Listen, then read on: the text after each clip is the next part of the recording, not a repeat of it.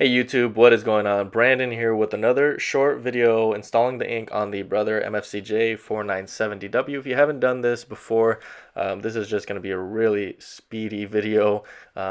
Basically, you're going to want to look at the cartridge, you're going to look at the back of it, and that is the end that is going to be going in into the printer first. And all you need to do is slide the cartridge in place. There is a color pattern at the top of the there that you can see, and you can match that up with the cartridges, so that's going to make it easy to be able to determine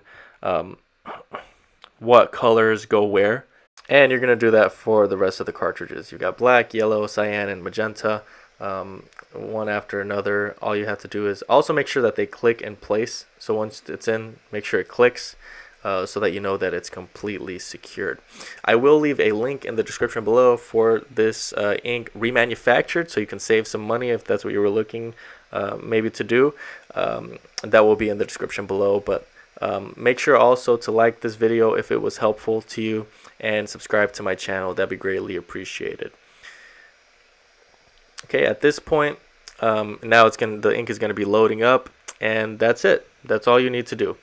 Thank you guys so much for watching, and until next time.